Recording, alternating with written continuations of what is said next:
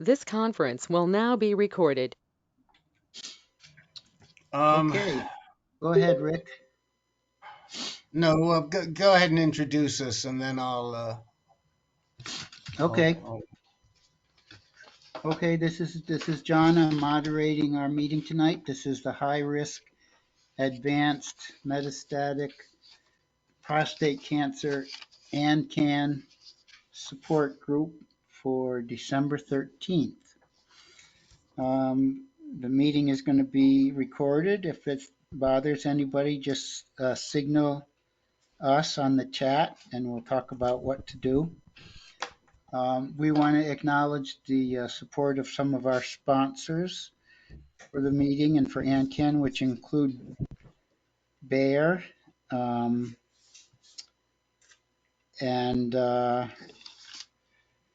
Pfizer, Myriad Soon, Myriad. soon. Anybody else? Novartis? Novartis soon. Janssen is confirmed, and Myovant, who make Orgovyx, are confirmed. And Myovant, okay. And there may be some more. So I was going to say, I will say something a little later, but I just see a note here to me from Peter Kafka that we lost a real long time member of our group. It's a bit of a shock to me. I'm just trying to digest it. And some of you may remember him. He came from time to time, not that frequently for various reasons, but it was Brian Heisey, and he was a young man, 61, I think. If he just passed, so he was 2017, he was 56, so that would make him 61. We had some differences over his treatment path over the time of his diagnosis. He went through a heck of a lot of chemotherapy, and I think he was diagnosed de novo metastatic. I'm just looking at my notes here, and I had no idea that he wasn't doing well. He had finally graduated from Mayo, where his doctor was Kwan, and we got him eventually to the University of Chicago. I can't remember who his main doctor at U of C was. He was with Shmulewitz. And, I guess he never got out from behind the 8 ball. And I'm really saddened. My fondest memory was attending a Healthy Voices conference in Chicago, I think in 2018. And Brian lived in Chicago at the time. He was still married. He subsequently got divorced, and he invited me to go to a Cubs game. And I'd never been to Wrigley Field, so it was a really great experience. And I'm just very saddened. I guess Ken Anderson stayed in touch with him, and the news came to Peter through Ken Anderson, and I have to report it to you guys. So we will add him to our in memoriam page. I don't know if there's anybody on here that has any memories or wants to recall, but if you do, please feel free right now.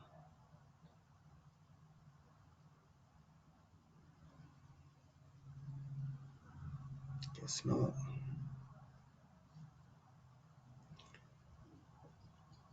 Okay. Okay, I'm sorry about that. I'm sorry to hear that. Cliff, I would like to tell you that we don't lose somebody like that every single group, so don't worry about that. Okay, that's But good to know. Cliff is a new member brought in by Jim Marshall. Cliff himself is a Air Force, I think, veteran. And I'm going to go down the list of questions to just introduce you to the group. Okay, And then I'm going to ask you what you came looking for and see if we can answer any questions that you had, okay? okay. Cliff, I know you're in your 60s, but how old are you exactly? I'm 64. And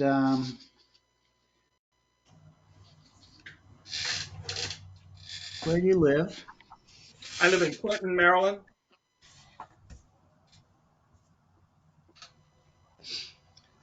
Would you tell us when you first got diagnosed? Tell us about that.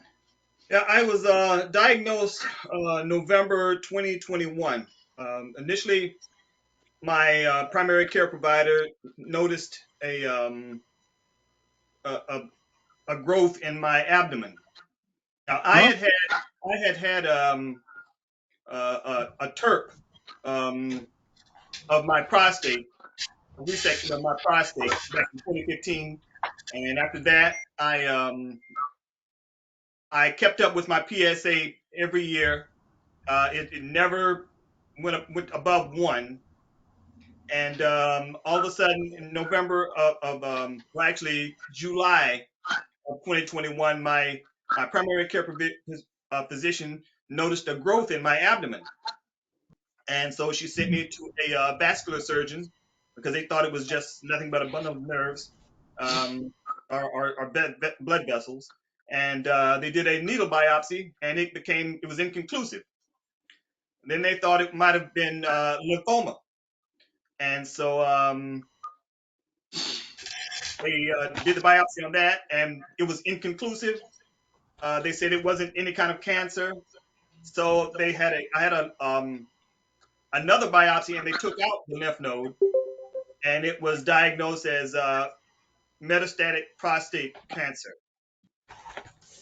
And so the abdominal mass was a lymph node? yes, it was a lymph node, Okay.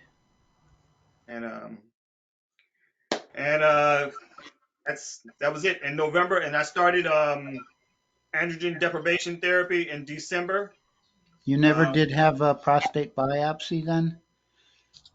yes, I had a Gleason. I had a prostate biopsy immediately after it was diagnosed in November.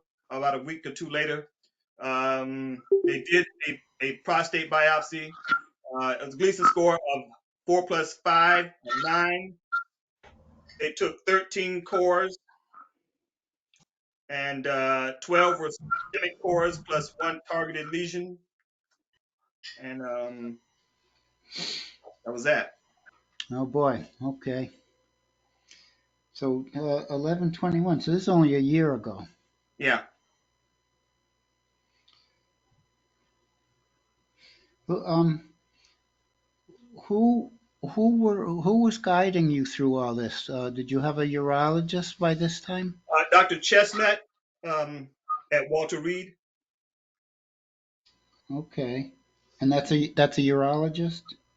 Yes, he's surgeon, urology, he's a surgeon. Anybody know that doctor in the group? No. No. Tell us a little bit more about what kind of diagnostic studies you had. Like, did you have any scans or PET scans or bone scans or? Yes. The 9th of December, I had a bone scan. I had an MRI later on. I had a CT scan. They all came back negative. I had a scan of my liver, a scan of my spleen, my pancreas, my kidney. They all showed normal. Um, Okay, so all the scans showed no spread of the prostate cancer in any of your other tissues other than this wild lymph node that got picked up on the very beginning. right. Um, Where actually, was it? Was it down in your groin or up in your It abdomen? was in my abdomen actually. It was in my abdomen, and And see, then that was an awful good pickup on your primary care doc's part. yeah, she's fantastic. You know, we have a good relationship. I'm a long distance cyclist. I'm an elite athlete, at least I was, and she was kind of involved in the same thing. So we kept a very good rapport, and she was so thorough. I mean, I was just blessed to have her, and so she was very um, disappointed to hear that it was metastatic cancer, but you know, it is what it is. Um, Yeah. I my the doctor that's seeing me now is Dr. Delnora Erickson. She's a radiation oncologist. I had a radiation treatment in March, 28 sessions, and I was placed in a study or a trial called Stampede. Oh, you were in Stampede. Okay. Yeah, I had genetic testing, and that came back negative for anything of that nature. I still cycle. I still cycle about 100 miles a week.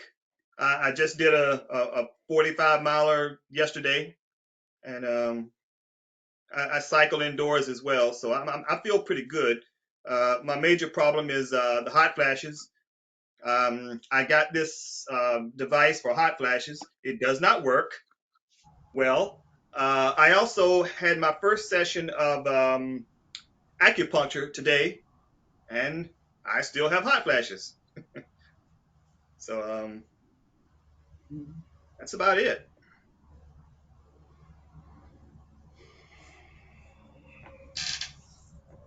Any other questions?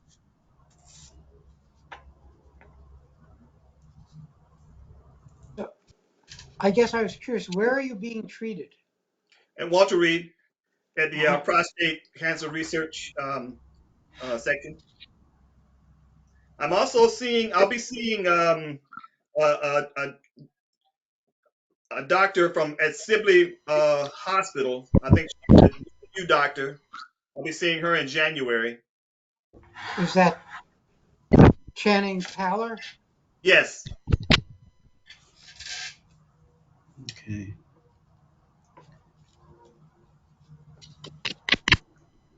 you know her. Well, we Yeah, we know do. of her. Yeah, we do, and she's real good. She did a webinar for us earlier this year, and really at this point, that's the doctor who should be guiding your treatment. I mean, what you didn't mention, and I know because Jim told us, is that you're currently on um, an LHRH, Lupron, I don't know, or Yes, Eligard plus. You're on abiraterone as well, correct? yes, right. Yeah, abiraterone and Lupron, right. And Right, and they've only and have they done a PSMA scan yet? I don't think so. I don't think they've done a PSMA scan. I have a Okay, lot of the paperwork here that I have to take to okay. Dr. Poller, and I Yeah, reviewed it well, carefully, and I did not see that scan. yeah. I saw the bone scan, the MRI, and the CT, but I didn't see a Okay, PSMA. well, I would get back to Dr. Chesmat and say you need an MRI, you need a PSMA scan sooner rather than later, because that'll be helpful information.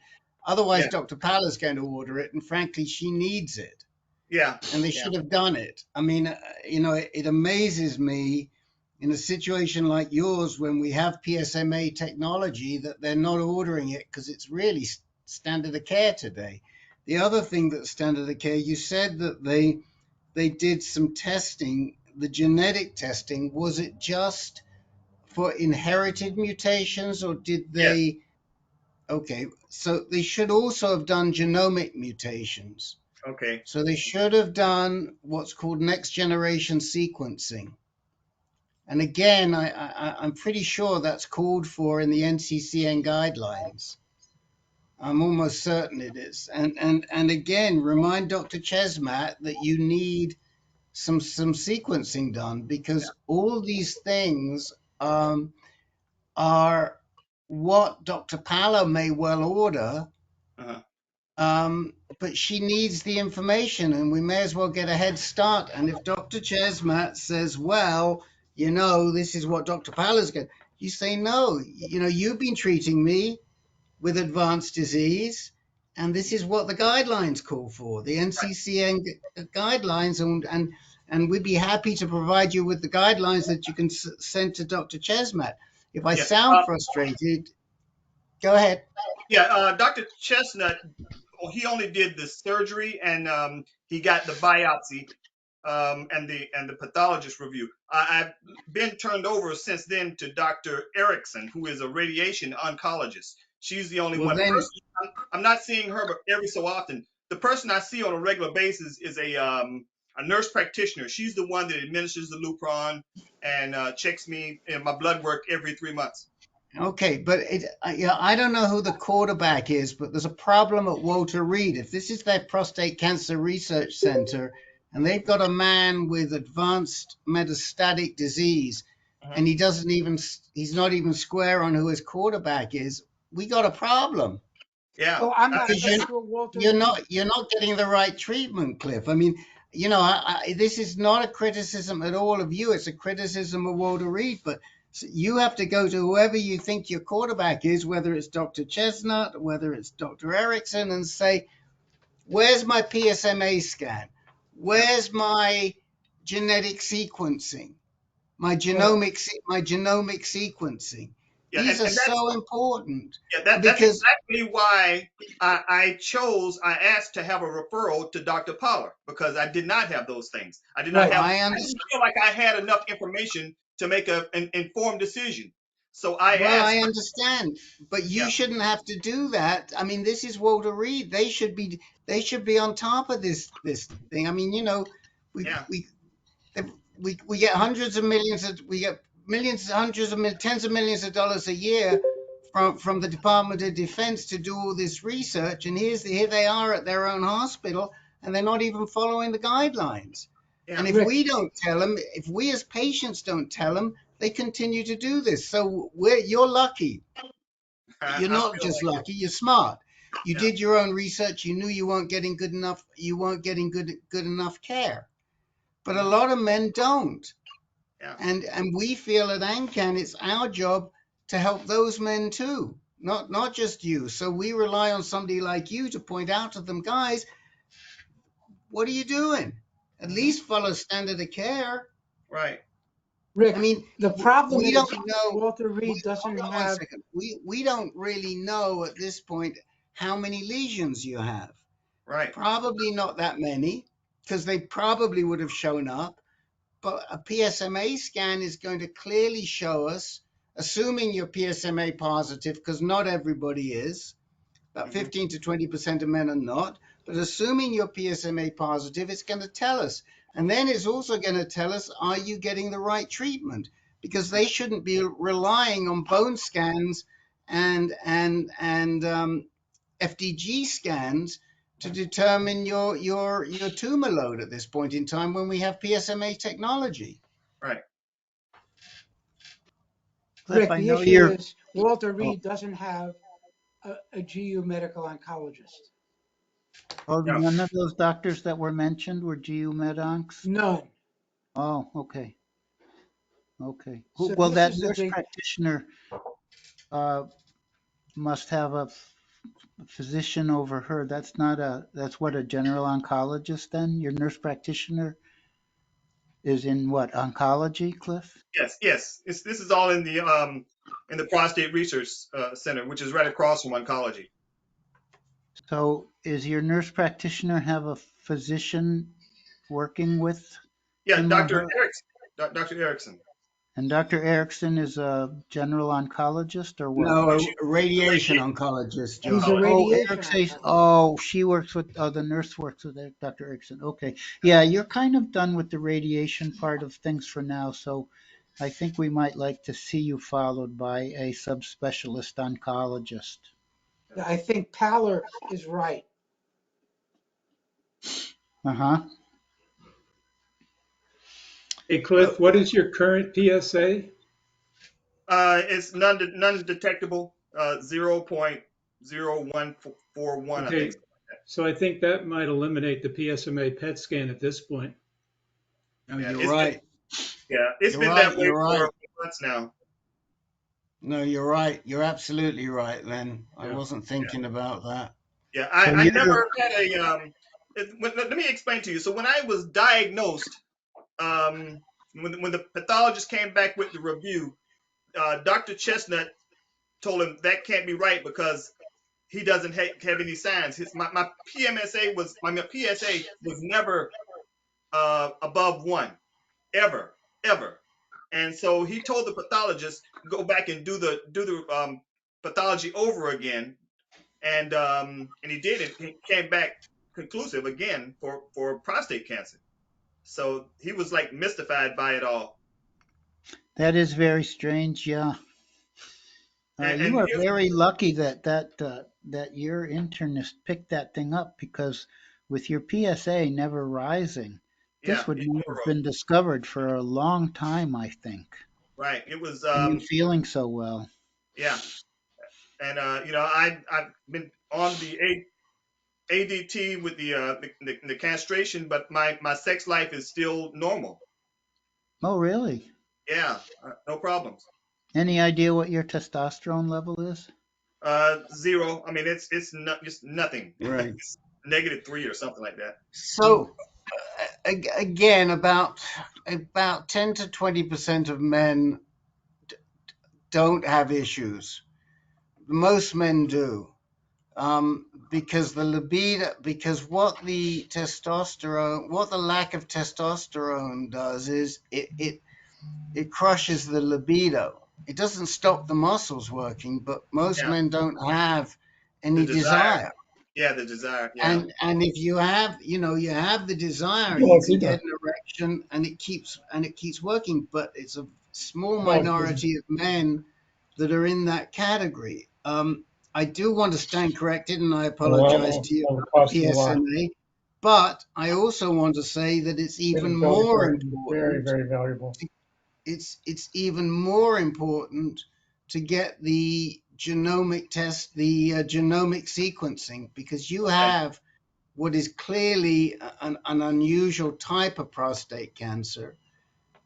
Even now, I would not be, I don't know, this is really something Ben might want to comment on, but I wouldn't be averse to sending your slides to Epstein to see if we can see what the morphology is of that prostate cancer. Did they say anything about the type of prostate cancer in that slide? No, nothing out of the ordinary. the ordinary would be for it to be called an adenocarcinoma. Does it sound familiar? Yes, that sounds yeah. Adenocarcinoma. It says right here. Yeah, Still, it's behaving differently than a lot. For one thing, it metastasized while your PSA was still less than one. yeah. Um, that's why we're so lucky to have it been picked up. But what Rick was suggesting is that maybe there's something in the slides that would reveal why it's behaving a little oddly, and that's also why I think he was suggesting that you have genomic testing on the tumor, not on your regular cells, but on your tumor cells to see if there's an odd mutation that might affect your treatment. Right. Yeah, but I think all this is really due to the fact that he's not seeing a GU med onc. This is something that Yeah, GU med onc would do automatically. And I think when you see Dr. Paller, I think you want to go ask for these things. Right. Okay, Yeah, but Herb, what we're saying is at least maybe some, get the genomic sequencing underway right now, so Dr. Paller will have the results. but If they could somebody's got send to a, order it. well, that's right. Let Walter Reed order it. I don't bet they may not do that. Well, if I they can ask don't, the Dr. question. Paller will have to do it. But it is guidelines. Oh, wow.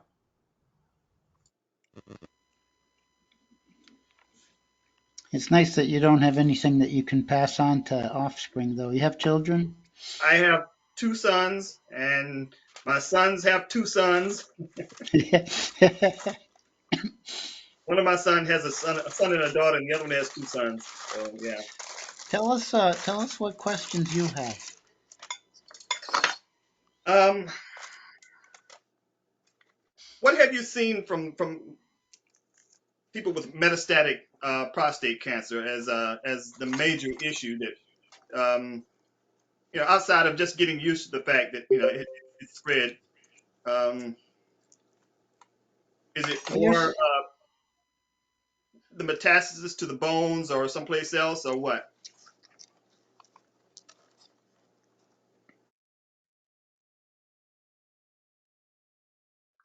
90% of all prostate cancers metastasize to the bone, Cliff. Was that your question?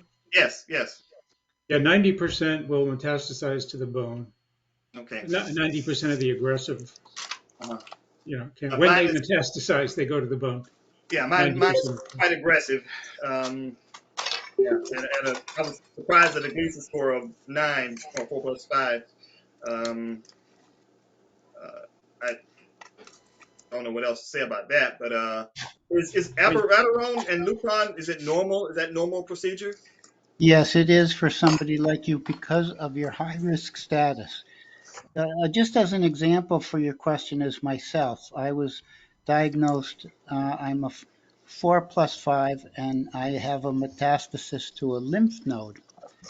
So this was before the days of PET scans, so I don't know if there's anything else going around, but I was also treated with Leuprolide plus abiraterone. It's a sort of a standard approach for somebody with a higher risk Gleason score, and in my case, the tumor board sentenced me to 2 years on hormone treatment. So it's possible that you'll be advised when you do get to a GU Med Onc, similar to me, to 2 years. And then if you're still non-detectable, you might be able to take some time off. That will give you 2 more years of hormone sensitive time before you have to think about probably bone metastases or anything like that. Mhm. But you will have to manage this carefully for the whole rest of your life. Yeah, that was the last statement Dr. Chestnut told me is that yep. I asked him how long do I have to take this? He said for the rest of your life. So Well, you okay. don't necessarily have to take the drugs for the rest of your life, but you have to manage this disease for the rest of your life. Yeah, yeah, In a couple of years, there might be entirely different drugs already. People are getting started on some of the chemotherapy drugs much earlier than we used to do.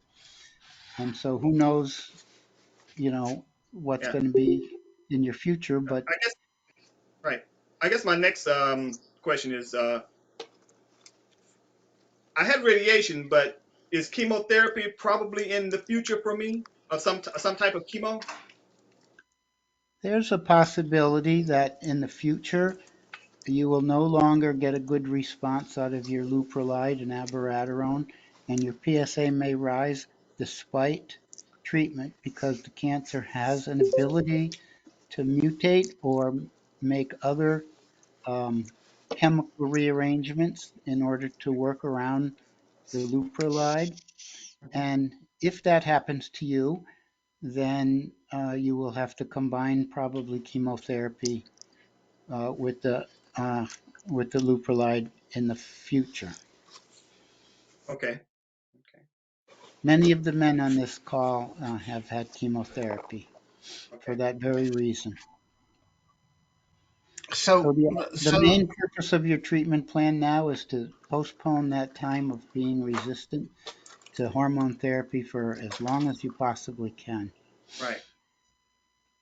so there is one thing that I think is really important when you get to speak to Dr. Pala. And whilst I don't want to in any way create more anxiety or frighten you, the disease that you have is really unusual. You don't see metastasis, undiagnosed metastasis at a PSA of 1 unless you're dealing with a really unusual type of prostate cancer. Mm, Doesn't happen. Yeah. And those unusual types of prostate cancer usually first manifest in soft tissue rather than in the bone. Right. And in your case, it sounds like they manifested in a lymph node, Yes. um, although that obviously was surrounded by soft tissue. So there's a lot of real questions. And somebody like Dr. Palla probably has the expertise to get to it. And the reason I'm saying this to you is because you have to be your own best advocate with her and say, look, my disease is unusual, it's rare. What are we going to do to treat it? And we've got other guys on this call who have been in that situation. And you know, um, I'm thinking Ben may want to say something because his disease is also a little unusual. That's why it's really, really important to do things like maybe send your slides for somebody else to take a look at and see what they see in those slides, or to get this next generation sequencing that's available. Um, I would suggest that they probably do another biopsy to get that now, and not use your tissue from November of 21 because things could have changed since then. Yeah, that's what I'm concerned about. What has changed since the initial biopsies. And Right. And so the good practice would be to biopsy again. Sometimes we can do it with blood, but you may not have sufficient um, tumor burden in your blood because of the ADT that's successful right now to do that. So we may have to go back in and find a lesion and biopsy that lesion. But this is tricky, and the sooner you get a start and a heads up on this prostate cancer, the more likely it is that you're going to be able to control it in the long run. yes. This is not common or garden prostate cancer. Ben, do you want to say anything about this at all? It's somewhat similar. I mean, we've got Richard Craymond on here that has some strange disease. Yeah, I endorse the idea of having another pathologist look at it. It looks like Dr. Paller is at Johns Hopkins, so it looks like he will get a chance for a real. I'm sure she's going to order, and if she doesn't, he should ask for it. You know, a second pathology. I don't. I I had eh, good luck with Dr. Epstein with the rare and Cliff. I never had a PSA over 2, and they were treating me for benign uh, prostate enlargement. So, but I'm on the same treatment you are now. Okay.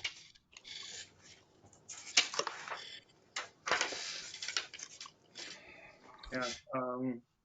Yeah. I was quite surprised when Dr. Chestnut told me the situation that he was so shocked to find that I had prostate cancer. He told the pathologist to do this test completely over because Yeah. my numbers just did not qualify for prostate cancer. So I was kind of shocked with that, and to know that it was already in my lymph nodes, and it says on the paperwork that it's lymph node only prostate cancer. So it hasn't. I guess at that time it hadn't moved anywhere Yeah. outside of the lymph nodes. Well, welcome to group. And if you'd like to stick with us, we meet every week. And you can give us your email if we don't have it already, and we'll send you reminders. Sure, I'd love to stay with you guys and just learn more information about this and how you've been able to manage it and support each other. I would love to be a part of this group and participate Very and good. share information. Now, I have something like 15 guys and 75 minutes. So if we average about 5, we can get to everybody. How are we doing for time at the end if we run out, Rick? Is there anybody butted up against this group for the room? We have, yes, we've got a group starting at 5, half an hour after we finish. Okay. What is that? 8:30. What time are we supposed to finish Eastern time? 8 o'clock, right? So we 8 have a o'clock. group Yeah. starting at 8:30. So, and Cliff, do we have? If we don't have your email, please can you put it in the chat window, or have Sure. Jim Marshall send it to us, or do something so we can make sure you get a reminder. Yeah, I'll put it in the chat window. Thank you. Okay, now you can listen to how some of us are doing farther on in the journey. Great. Norm, I got you on here for updating us on scan results.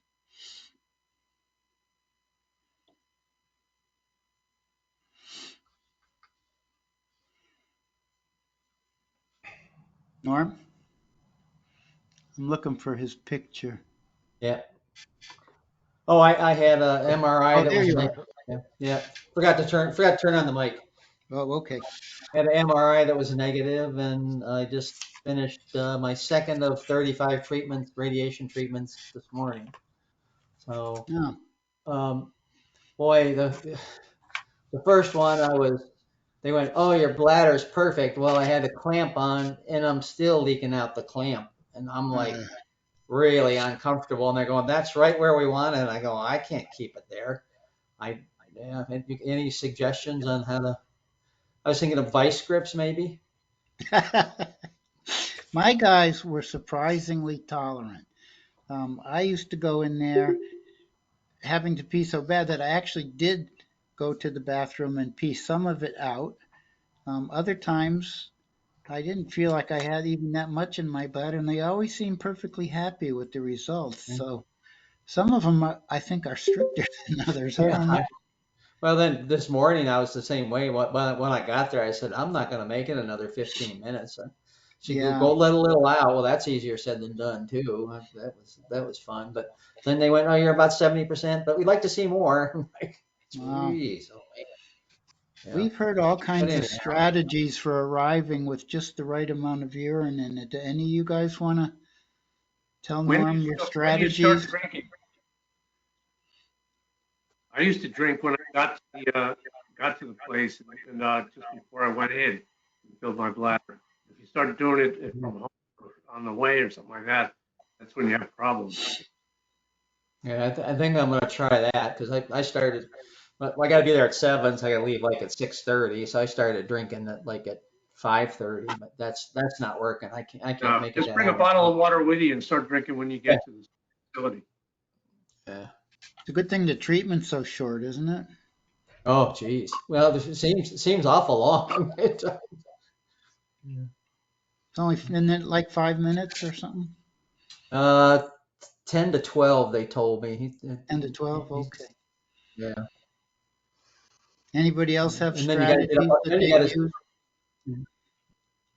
It's certainly all I'm about sorry. strategy. I mean, you just got to figure out how quickly that moves through your body. I mean, I did it a couple different ways and ended up in pain sometimes, but then I figured, 15 minutes out, I would chug a 16 ounces and then I'd sit there in the waiting room, get there early, hit another 16, and then I needed to get to the bathroom after that treatment. Yeah. It seems to go through me pretty quick. So, especially first thing in the morning and getting in a cold car and driving, that doesn't help either. Did anybody's But I, hospital have big buckets full of bottled water? Mine did. Right there in the waiting room, they had a huge barrel of bottled water for everybody to have, or as many as they want. So I got deluxe care. I got bottled water on the premises. Where was that? Hopkins? Was that at Hopkins, Jimmy? It's Sibley, yeah, Sibley, which is owned by Hopkins. That was Fiji water? No, it wasn't Fiji. It was local, man. It was good. Well, that's it. I don't have much else exciting other than 2 out of 35. Okay. Side effects didn't come into me for me until about halfway through. Yeah, they said starting maybe 2 weeks or so plus. So. How about Tom? You're on my list. Tom? Okay, yeah. I had my ADT treatment back at the end of November and had a odd reaction. It was what 2 weeks or 2 days after the treatment, which is usually my worst day. I got out of the car and I just started shaking uncontrollably, almost like a seizure or convulsion or something. I don't know what it was. When I emailed my oncologist, he said to get in, get checked out to make sure it wasn't anything. So I went in for a whole slew of tests in the ER. Never did find anything, but I got out of the car and just grasped hold of the rear door handle in the back of the car with a death grip. And it was kind of like I was shaking. Then all of a sudden, it was like I just came out of passing out. Suddenly, I just find myself, things were spinning a little bit. How you come out of a syncopal episode, but I didn't go into it or anything. It was just boom, and then I was coming out. Um, I don't know if anyone else has had that with the ADT treatment. Which ADT was it? Was it Firmagon or Lupron? Or? No, this was Zoladex, which, from my Okay, understanding, it's a replacement for Lupron. Lupron. But I hadn't heard of any. I mean, I've had 3 syncopal episodes since I've been on it, and usually I can explain why you're doing something. Oh, I shouldn't have started running or something like that. Suddenly that'll change, but I've never had this just massive shaking and whatever it was. And I got the heart monitor back yesterday saying they could find nothing on that. They found nothing in the tests they ran at the ER. So I was wondering if anyone else had had any reaction like that. Anybody? Never had a reaction, but is it possible when they gave you the injection that some of it got into a blood vessel? Um, I don't know. I mean, I was initially on Zometa with it, and I had, like I said, the second day was always a bad day. Half the time I was in bed all day. So that, since they did away with Zometa, it's just been a lot of nausea and plow through it. So I don't know why that second day in, and suddenly I had that almost like a seizure or a convulsion or something, and I don't know. My oncologist didn't know what it was, but Oh, it was the second day in, not right after? yeah, it's the second day after is when I seem to have the most reaction to it. It sounds like none of us have ever had that, right, guys? Oh, Mark How had is Zoladex given subcutaneously or intramuscularly? Subcutaneously, I believe. The big needle right in the gut.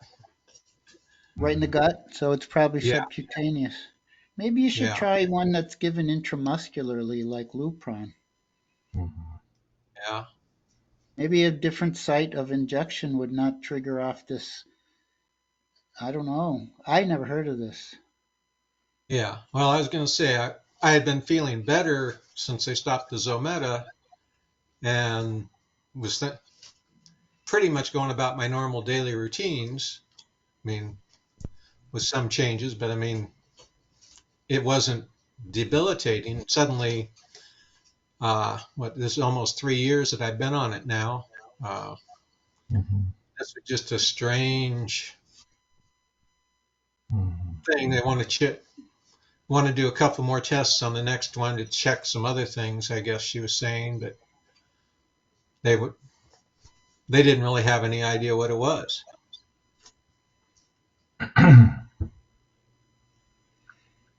I agree with Dr. John. I would try another ADT drug. Switch to Lupron after Okay. you wash out the Zoladex. And you guys, my name is Mark. I had a similar situation with Lupron when I first started on Lupron, probably about 8 years ago. It was the next day after my Lupron shot. I actually had the package because I got it from the medical oncologist nurse.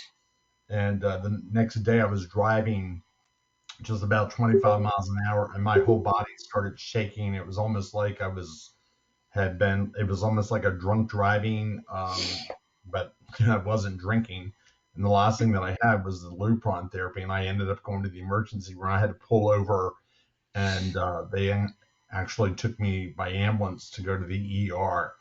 And they couldn't find anything out either. I had an MRI, but and I'm very, very sensitive to medications anyway, but they just thought it was a reaction that I was having from Lupron. So that's one of the reasons they never changed me from a 3 month shot to like a 4 month or a 6 month shot. I've always done 3 month shots every 3 months for the last 8 years on Lupron. So, but I had a very similar experience. I ended up in the emergency room, and the only thing they could figure out is that I was having a reaction from the Lupron. Have you ever had any other the reaction ever come back, or you just had it one time? Not as that bad. I tried to drink plenty of water and got rest and just tried not to overexert myself like the second day, but I never had another reaction like that. But it was pretty scary. I mean, I thought I was going. I mean, it was that bad. But Yeah. Well, I'm inclined to think the heck with the big workup figuring out what it is and just try something that's injected in the muscle instead of the subcutaneous and see if you can just dodge the entire problem that way. And especially since Len agrees, ask your doctor whether that might be a strategy. Okay. Yeah. I hate to change when something, I mean, I've been on it for 3 years and it's worked real well. And my PSA is at less than 0.001. So I don't really want to change and find out that it doesn't work as well or whatever. I don't know. I think that it's likely that Lupron will work just as well. Don't you think, Len? Yeah, absolutely. I don't think any of those ADT drugs have been proven to be more efficacious than any other. Some people will argue about cardiovascular effects. It's a bit controversial, but as far as efficacy goes, they're pretty much on a par with each other. And they're both agonists too. I mean, they're very similar. Yep, yep. Right. Why don't you let us know? Because now we got two members that have had similar reactions, and we want to know how it turns out so we can advise people in the future. Yeah. Well, they just want to wait till the next one, do a couple of tests with that. So I'll talk with them about switching then too, I guess. Haven't Okay. haven't checked to see if got my results on my heart. They had me on a heart monitor for 2 weeks, and I just got the results last night.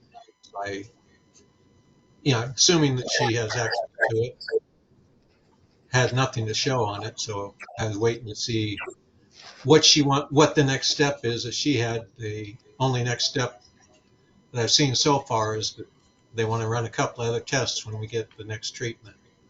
Mm, I guess what they're Tom, wondering you're not if they on. can.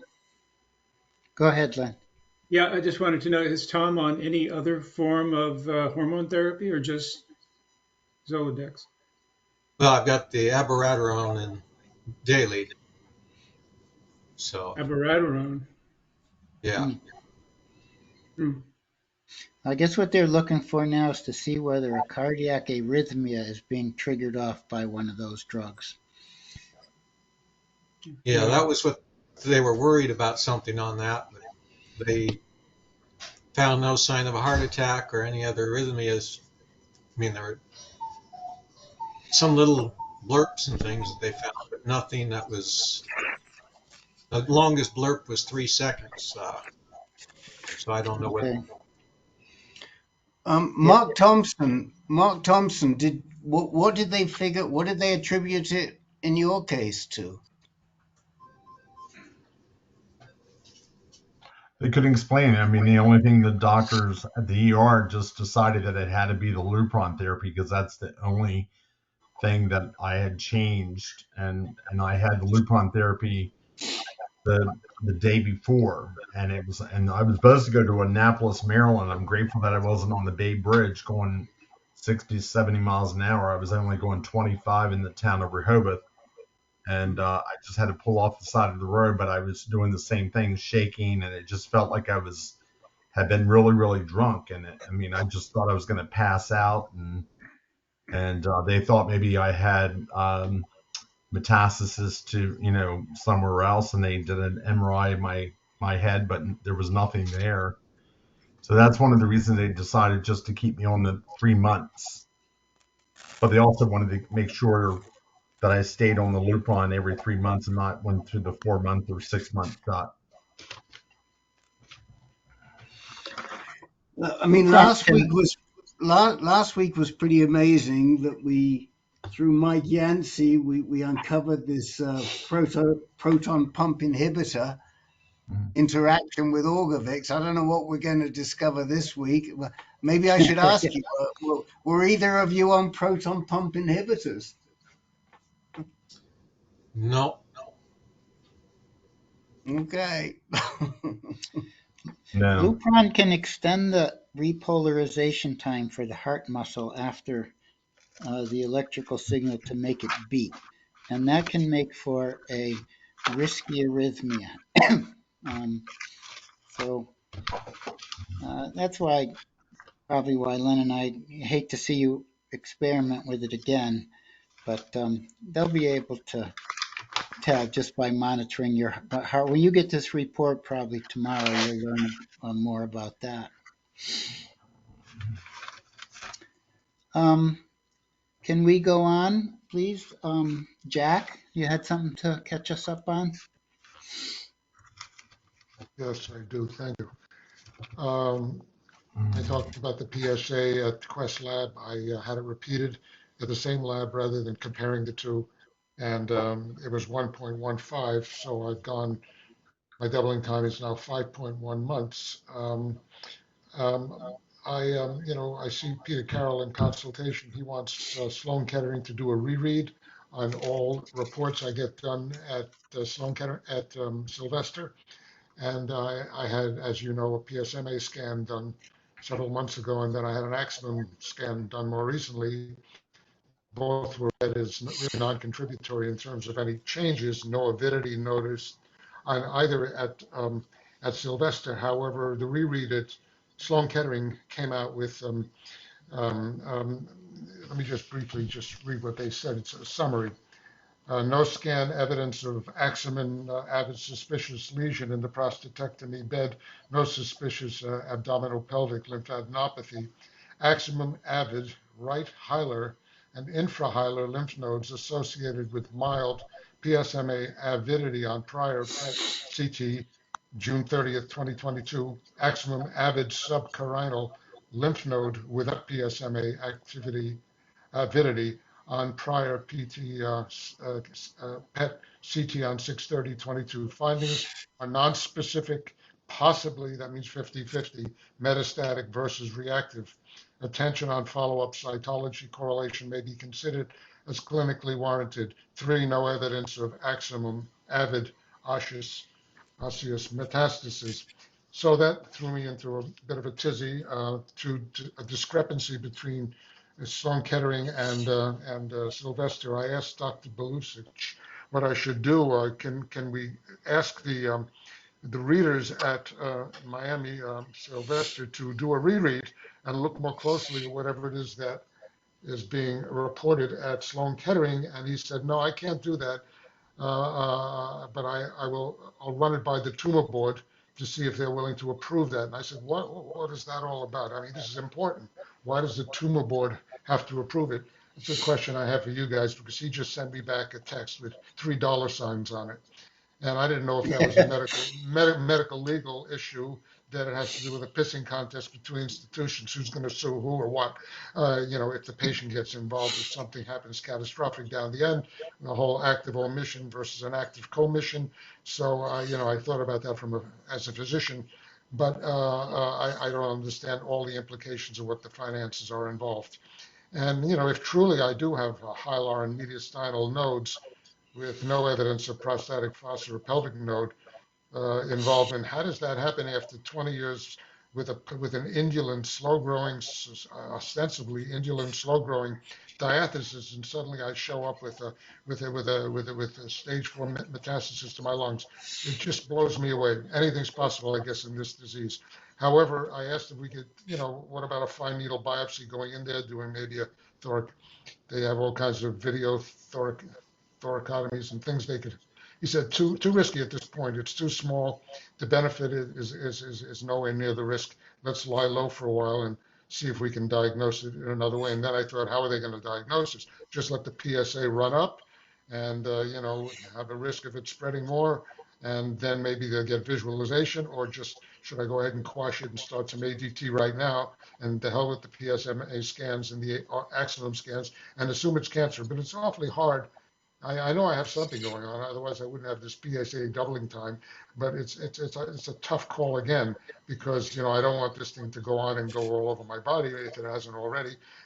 And at the same time, I'd like to find out where it is and be able to do a scan, 6 months from now. So I'm sort of at a loss again, and feeling the anxiety of this dilemma. And I don't quite know what to do, and I appreciate any feedback you guys can give. Well, Oh, you I sure? also had hold on, I also had a foundation one result, which was non-contributory. I have no mutations or anything in liquid biopsy. And then they said if there's anything with the little mutations that you do have, it would be more pre-diagnostic of either a hematologic or cardiovascular kind of situation that you're more predisposed to than any solid state tumors, or any kind of tumors for that matter, according to my blood. As far as tissues, they can't find my tissues. They're lost somewhere in a tissue bank in New York. Sloan Kettering once again comes through with a complete whatever.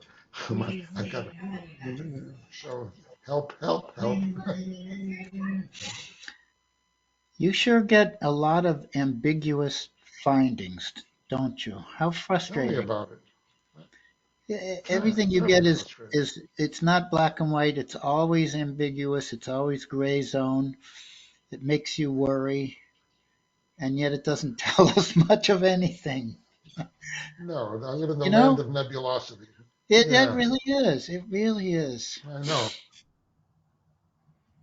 So we've had a couple of guys, and I think there may be even on this call, who have had possible nodal involvement in their lungs, and it's not been that clear. Is there, Ben, were you one of those guys? I'm trying to remember.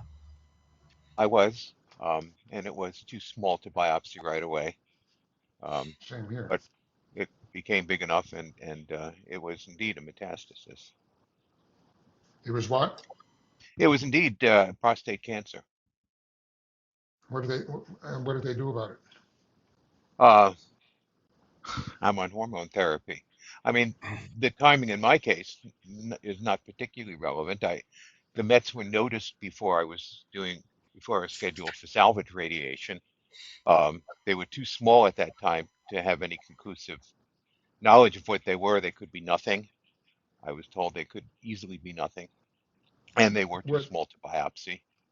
were they out on the So I went. periphery, or were they in the mediastinal area? Because that's pretty hard to get to if they're not on the periphery of the lungs. Where were your where were you located? Where were your It nodes? was it was on the periphery. When it was big enough, they had no trouble biopsying it. Yeah, it's a different ballgame. It's hard to get behind the heart and the Mm. thorax and Well, the if it's How in the big is lungs, you big can get enough? it through a bronchoscopy, but well, then you get a fistula. Yeah, I mean, I've with a seen fistula, patients you with got to have a irregular real fistula from expert it. do it. Yeah. I also have a ambiguous uh, um, halfway uptake PSMA mass in the, but mine is in the lung parenchyma, not in the mediastinum like yours. You, you had it biopsied? No, they're going to do another CAT scan first. I find all these CAT scan follow-ups I had and everything else over the past year, I've had so many CAT scans and iodine, FDG, none of it showed up as being added to anything, and they all concluded it's most likely something other than lung cancer, possibly prostate cancer, possibly, but it's always been possible. And it's the same 50-50 thing that they say possibly. So I'm trying to focus on the 50% possibility of it not being, but then again, I don't know what to do. I don't know whether or not to. I know, me too. I mean, when I think of this, I think of false positives.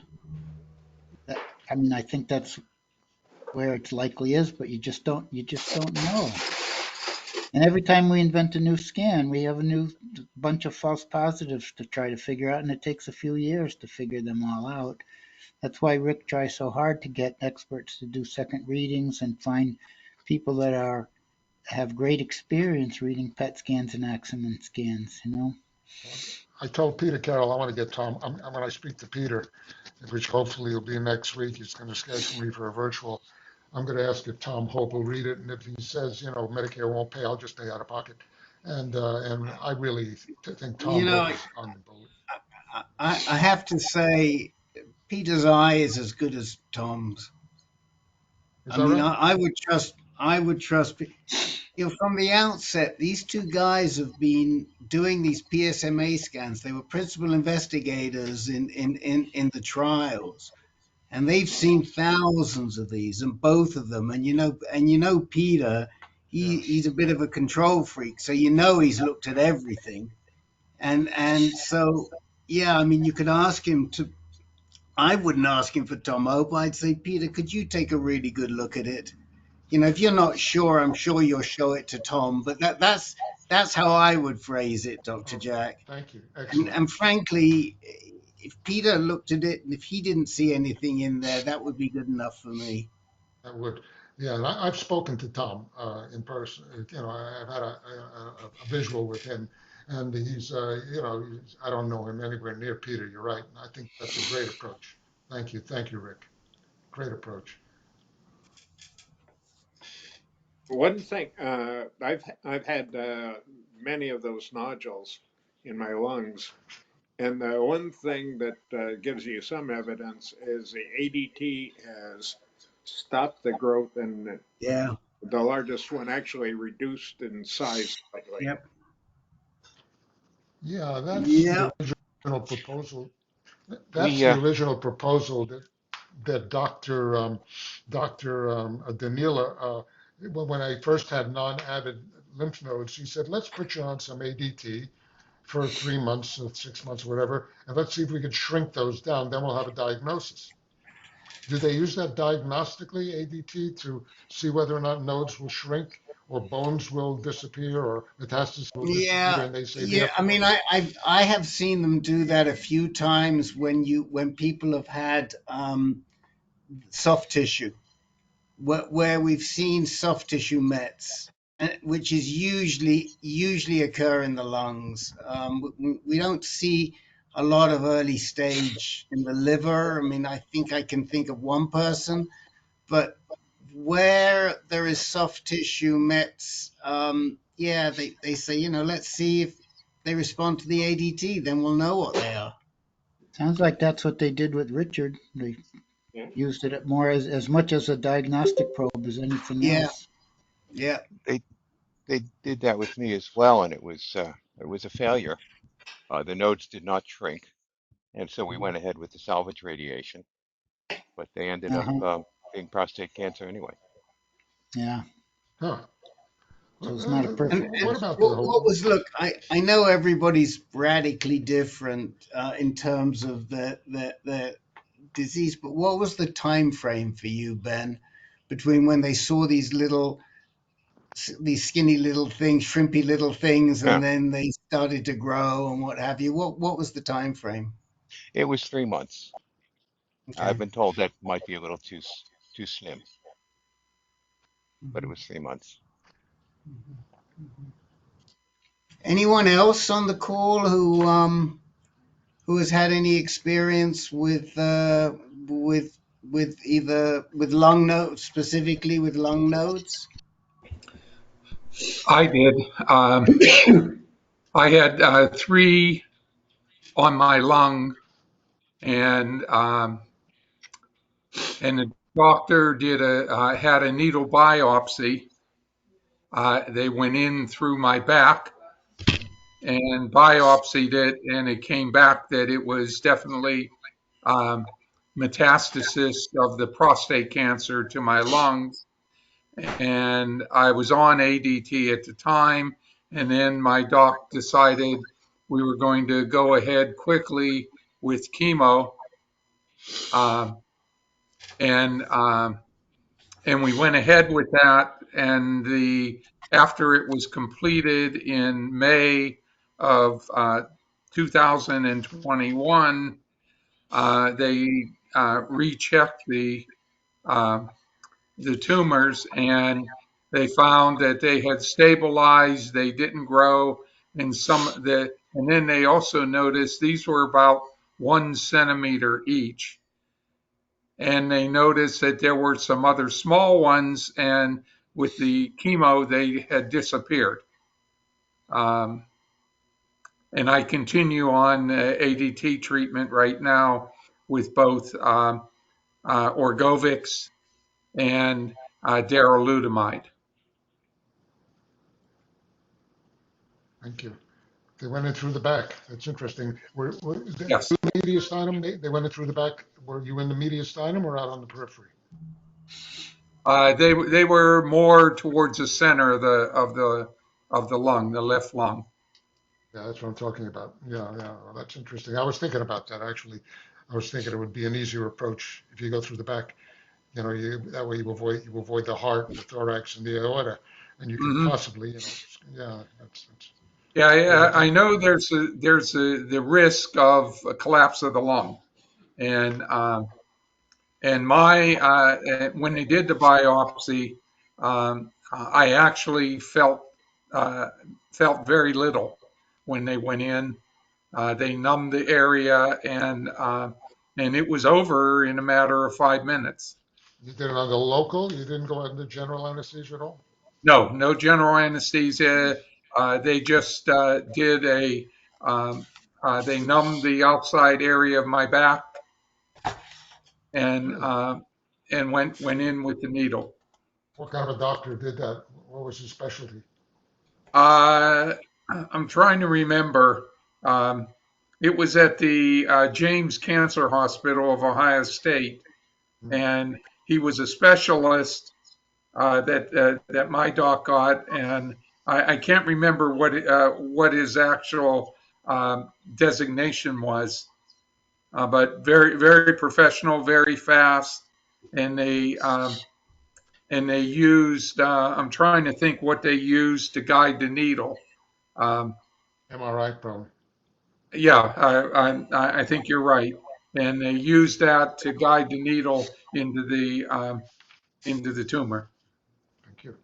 Usually it's a interventional radiologist, I Yeah, yeah, believe, Jack. yes, yes. I And I Usually. agree. think you're right, Rick. Something like that. As I said, I don't remember exactly, but it was a specialist, and he, as I said, very professional, very very exact.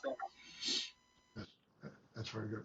That makes sense. We have a good interventional radiology department down here at Baptist, and they're very good people. Yeah. Jack, with your permission, I'm going to move on. Thank you. I Um, appreciate all your time. Thank you. Mark, how about you? Thompson? All right.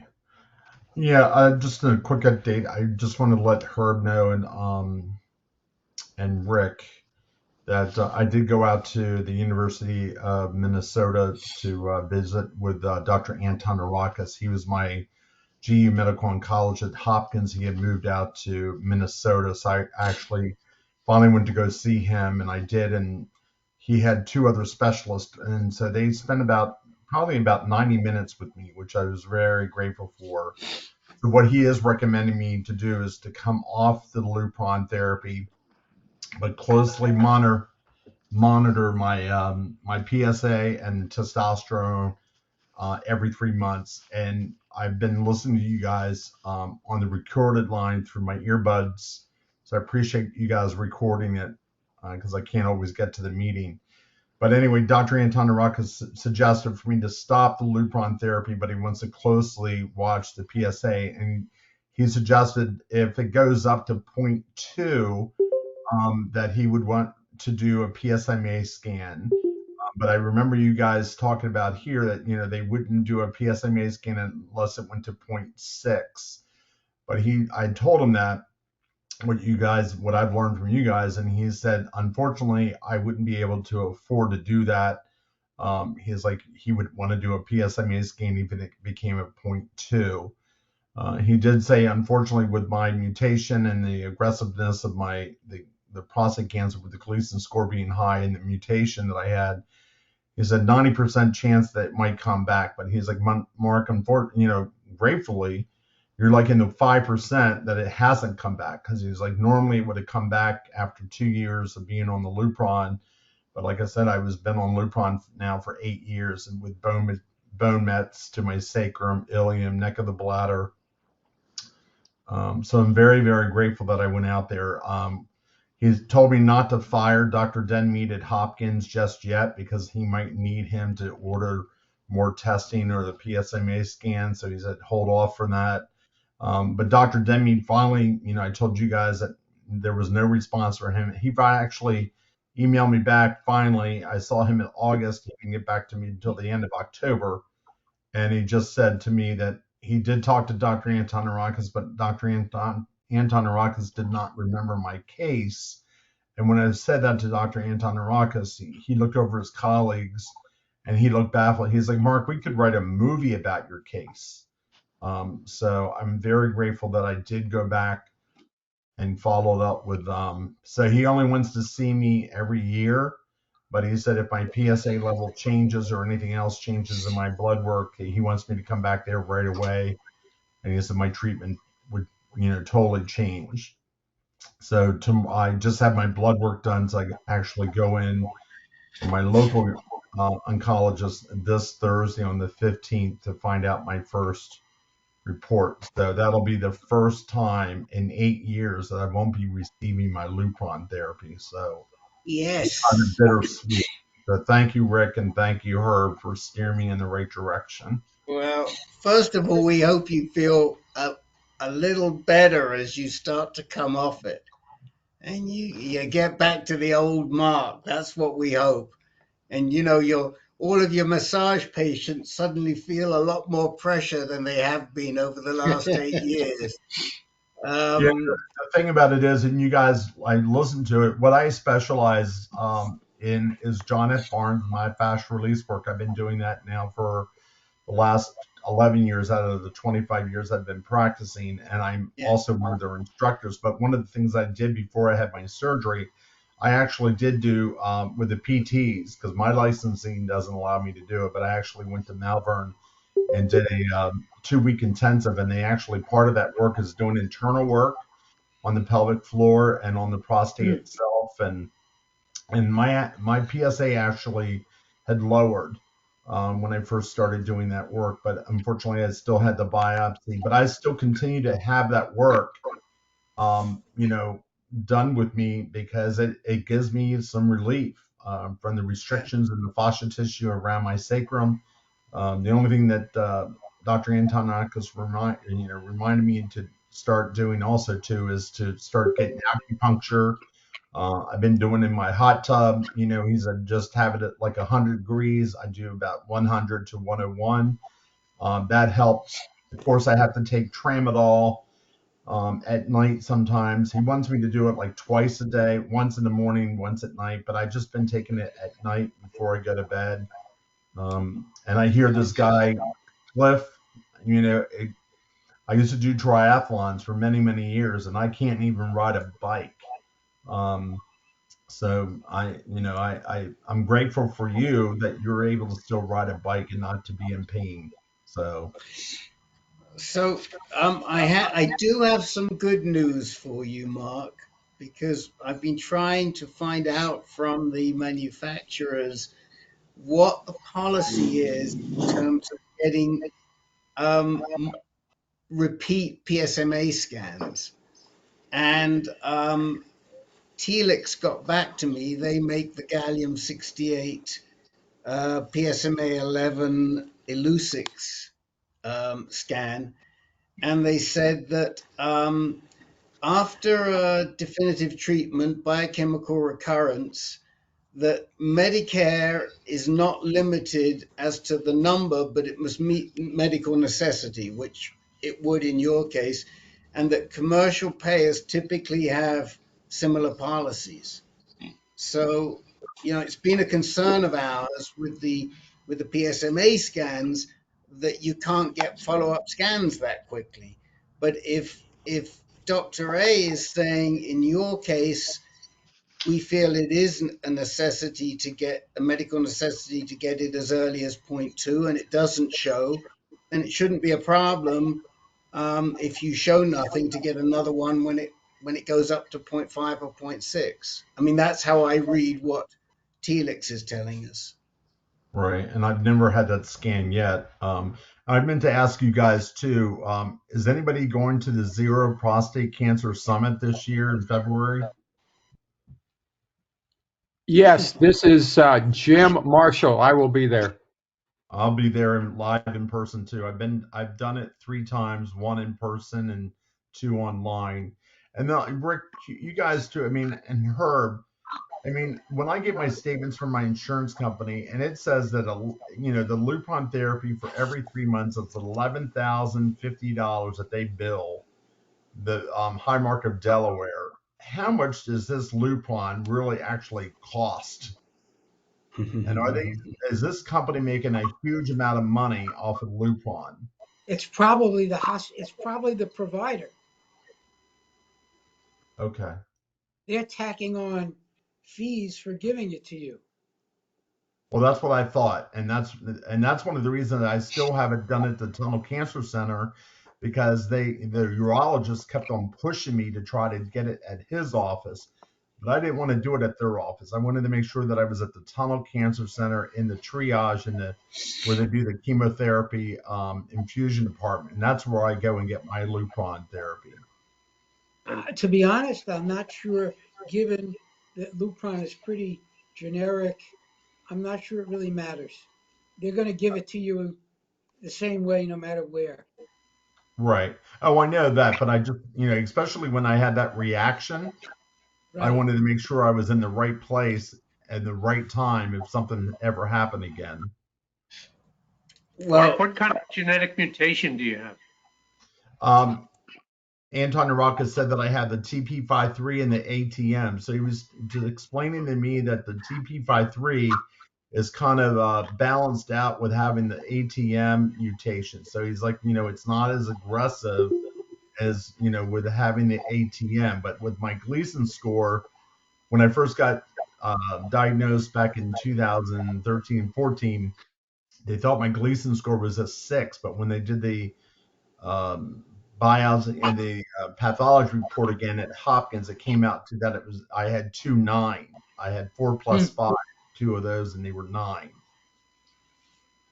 They thought they were 6s, but after Antonarakis reevaluated it, I think they came back saying that the Gleason scores were a 9. He's a good guy, Antonarakis. I know. I like him a lot. He is the top guy I've ever met. Yeah, particularly with genetic mutations. He's right. Just a final possible encouragement for you, Mark. I have another guy that I'm supporting outside of ANCAN who recently had a PYLARIFY PSMA scan at a PSA of 0.4, not 0.2 or whatever, but he had a tiny little half centimeter, very bright spot pop up in his prostate bed, which he's now getting radiation therapy for. So there was a 0.4 where it was very helpful. Yeah, thank you. And then the thing that he thinks that my pain is coming from my sacrum. He said, unfortunately, it's the cancer that you had there, plus the radiation. Plus, he thinks also there was damage done to that area when I had the bone biopsy and Oh, that had to go through the SI joint to get to that area. They couldn't go straight in. They had to go through it was performed at BB Hospital, but the needle came from MD Anderson. And I used to teach, spinning classes for 17 years. And the guy said, oh, he knew he was going to have a workout when he knew that I taught spinning classes and weightlifted for so many years. I turned around and he was sweating his ass off. And I said, how many bottles of wine are you trying to open back there? Because he was working hard to get into that bone. So he thinks that maybe I had some damage to that area that's why I'm having so much pain in my sacrum. I'm gonna jump again. I'm slightly cutting some of you guys off, but we do have 10 more people in 30 Oh, yeah, minutes. thank you so much for your time. Have a good You night. you guys do the math. I'm gonna go to Al and then to Rick.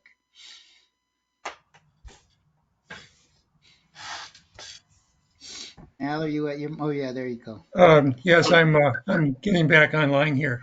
So I'd like to follow up on Mark's comment about insurance for a second. I just had my third tax return treatment, and University of Miami is charging Medicare $55,000 for the treatment, but but but Medicare only paid $2,500. The rest of it got written off.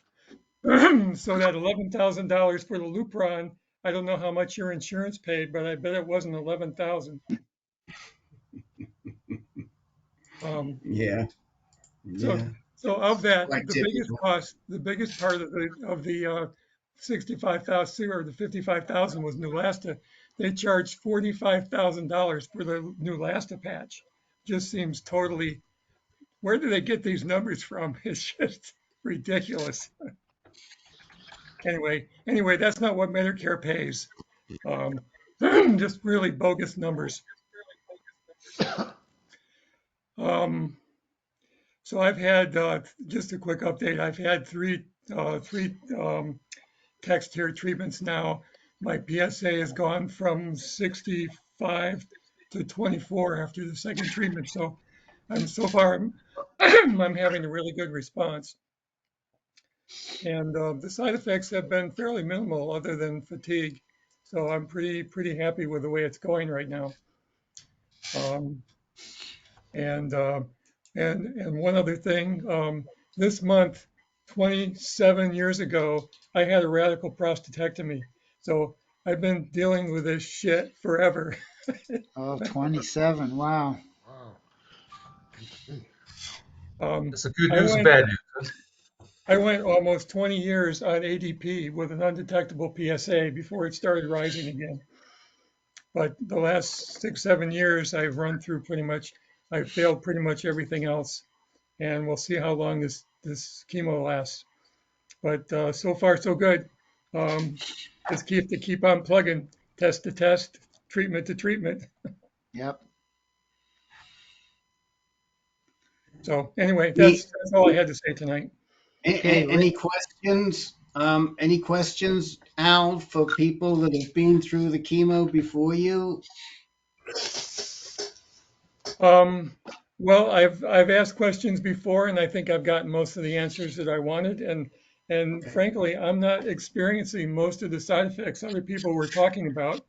I mean, I do on the day of the treatment, I do ice my toes and my fingers and my head, and that seems to have helped.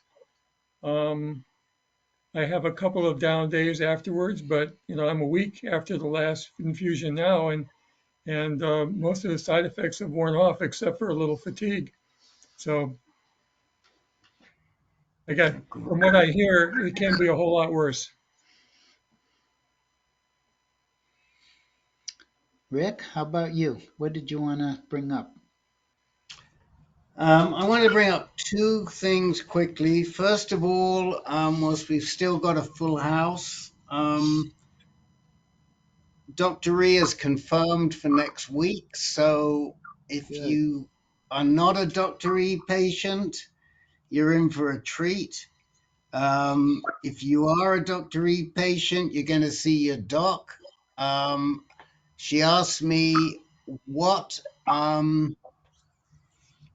sort of presentation, and I said, this is your call, because you wanted to ask the guys what they want out of an appointment with their oncologist. So I said, I'm leaving this one totally up to you. And I said, I'm sure they're going to have loads and loads of questions about treatment anyway, but use the time to talk to the guys to find out what you need to find out to improve the treatment. So, and don't hold back. I mean, if you've got issues, you can raise them, or you can tell her, or what have you. She can handle herself.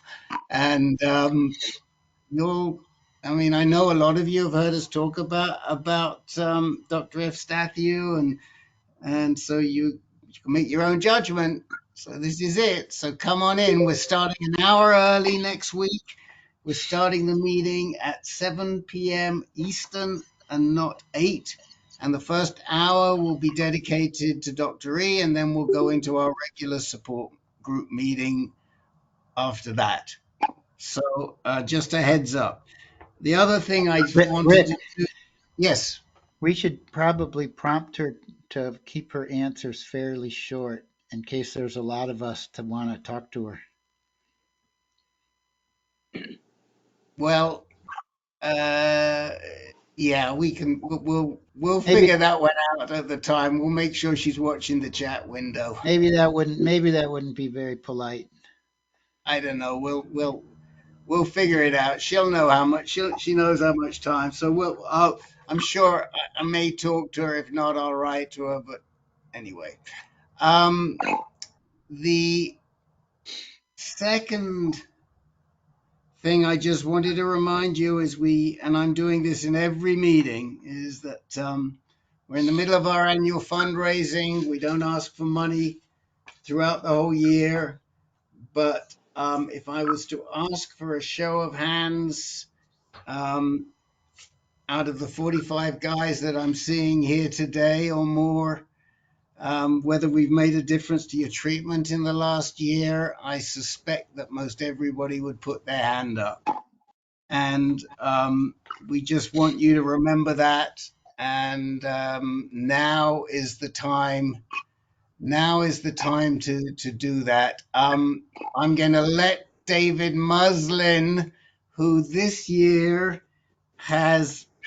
David's on our board. This year, he's really kindly agreed to help with the annual end of year fundraiser. David, do you want to say anything?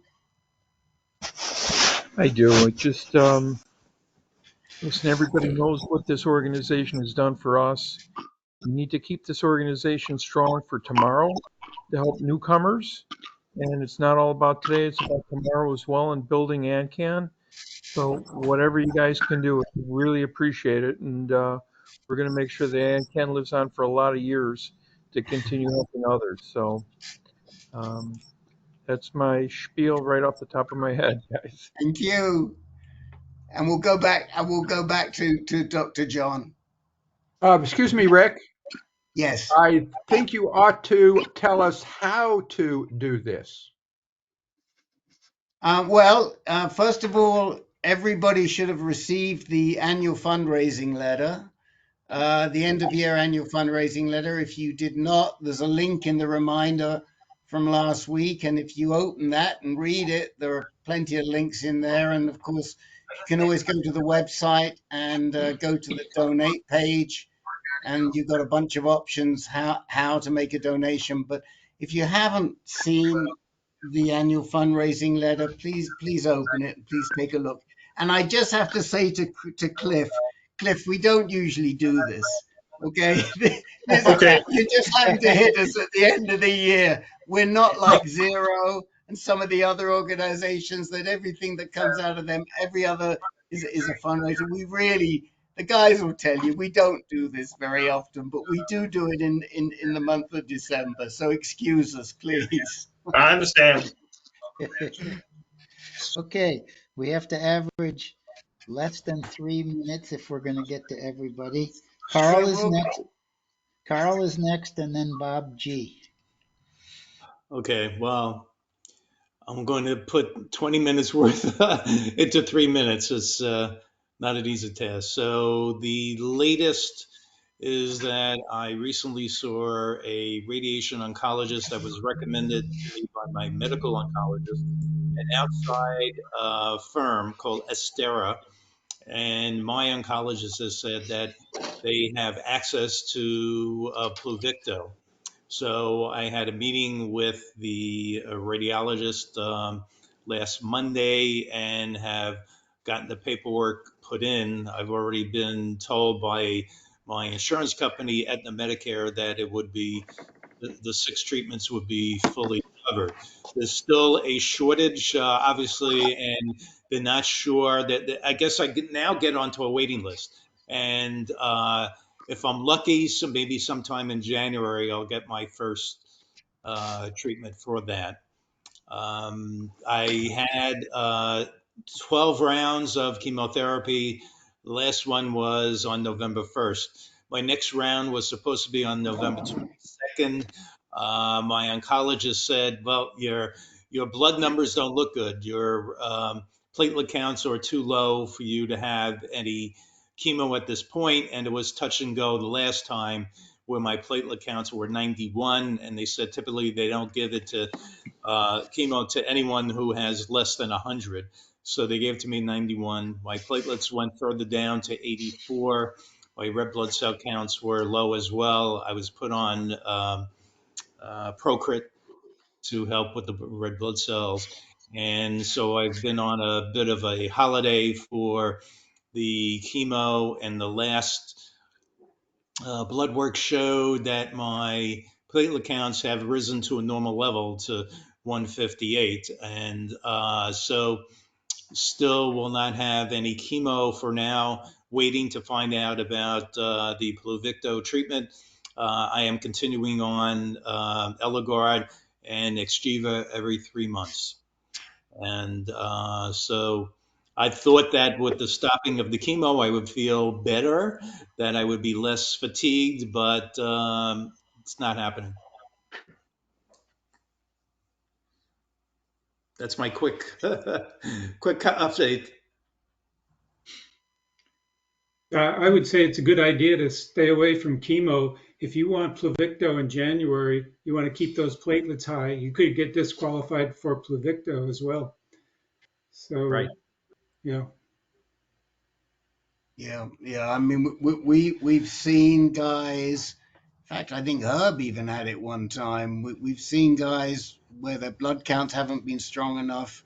They've been turned down and they've had to wait for their Pluvicto, or they've missed. So, how are those?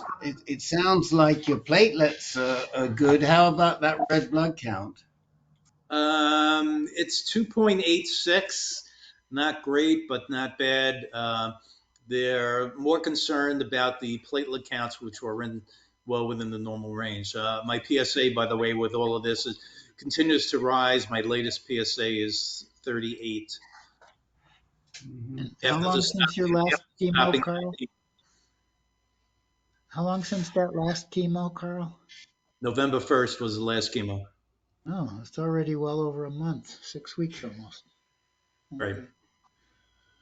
Hey, Carl, it's Dennis. Did your hemoglobin come back with Procrit?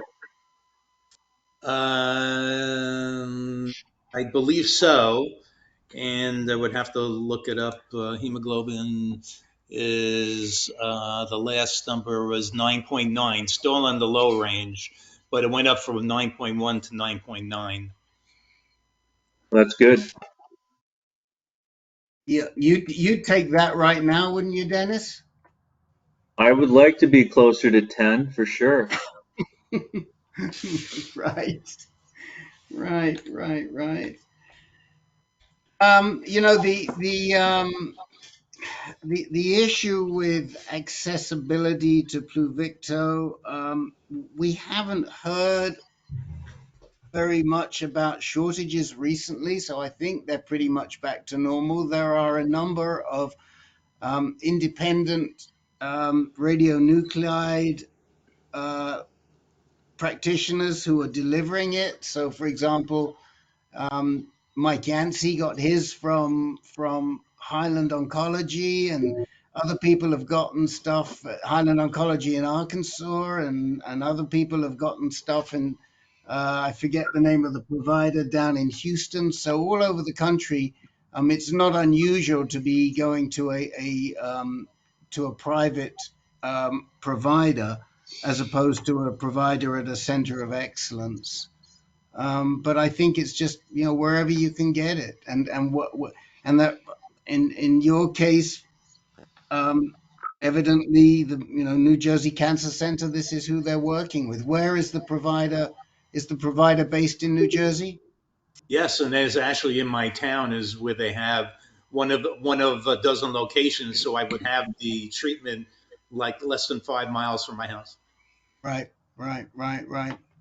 So yeah, it's not unusual. There's a lot of private folks that are doing it. The only thing I would say to you is that if they do any PSMA scanning there, you've got to dig down into the experience of whoever's reading that PSMA scan. You got to make sure that it's somebody who's read a whole bunch of them, because there's still not a lot of experience in reading these PSMAs, unless you're in centers of excellence who have been ordering them for a long time.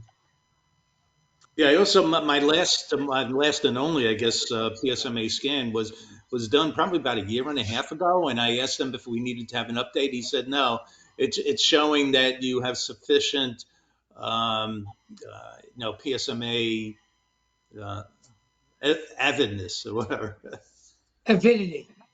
Avidity. Okay. Avidity, yeah. I mean, the only thing that I would question, because I think it's important, is to get a current PSMA scan and get a current FDG scan and make sure that you're largely concordant. Because if you don't have that concordance, you go through these 6 treatments, but you've still got a whole bunch of scans that aren't expressing PSMA, and so it hasn't done you that much good. And I think it's really important to make sure that most of your lesions are expressing PSMA. And it's a discussion. If it were me, it's a discussion I would be having with my doc. In Australia, it's pretty much required for you to get the treatment. Okay. I'm going going to to move move over over to to Bob Bob G G and and also also say say to to all all you you other other guys guys that that are are waiting waiting that we do have another group next Monday. If we don't get to you, or if you get short a little bit on the time that you need, please join in next Monday. And also, if you have something going on that really needs to be talked about today, either raise your hand on the device down there or send me a message so I make sure to get to you today. Bob? Okay, thanks. Can you hear me? Yeah.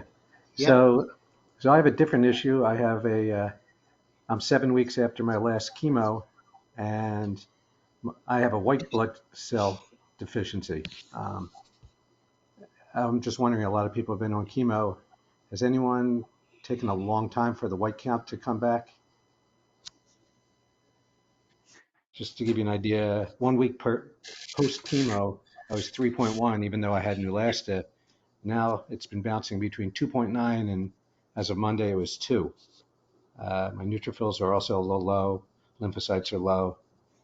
My red count and all that stuff is, a little low, but that's fine. Any You thoughts? don't have any. You don't have any kind of fever or anything, or flu, or No, anything going on? no, I feel fine. No temperature. Huh. I have plenty of energy. It's just the white counts, you know, just Yeah, not. mine drops when I've got some kind of infection or something going on. But Yeah, no, I mean, this has been bouncing around for, 7 weeks and not coming back. I mean, my oncologist said it's not common, but she's seen it here and there. Um, I'm supposed to see a hematologist in early January for something else, but hopefully it'll be better by then. But I guess I can ask him. The other question I had is, I'm not unhappy with where I'm at, but I'm thinking maybe getting another opinion.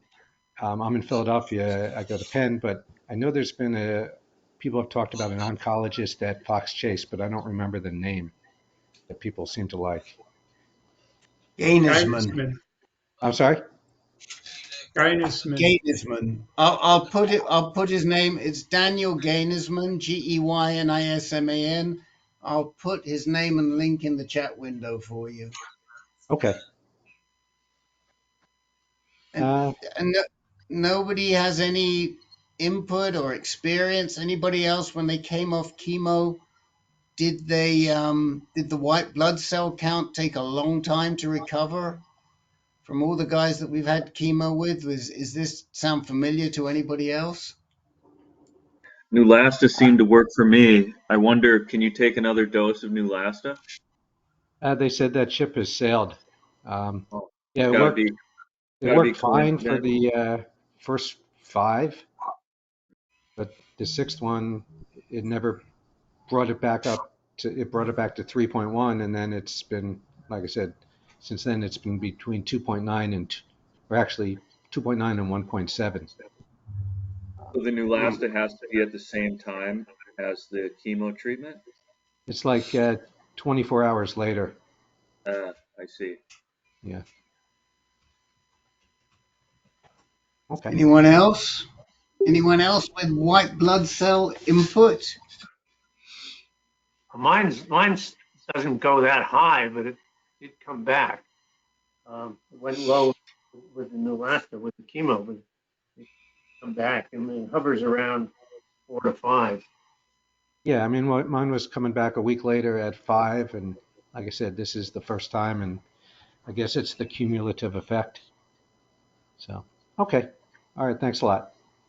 Yeah, I mean, I was just going to say that to you, Dr. Bob, that the fact is that things start happening after the 5th and the 6th, and in some cases, like Carl, the 11th and the 12th, that never happened before. And it's exactly that, the cumulative effect. And then it just takes time for the body to recover. Yeah. And so it's not unusual. I just put there's the link. You'll see it. There's the link for Dan Gainesman. And if you want to talk to anybody about him, Joe Gallo, who you know well, Okay. because you had dinner with him. Yep. Joe uses him and likes him very much. So reach out to Joe and talk to him. Okay. All right. Thanks a lot. Hey, Bob, it's Len. Maybe you should ask them if they can give you Leukine, which is GM-CSF, Leukine, or I think it also goes by Sargramostim. It's also a white blood cell booster, hormonal booster. Okay. And you said it's Leukine, Leukine? Correct. Okay. Yep. GM-CSF, granulocyte macrophage colony stimulating factor. Okay. Is that like the filastrum? I think. It's similar, yeah, similar drug. It does the same thing, stimulates white blood cell production. Right. Okay. Thanks. Frank?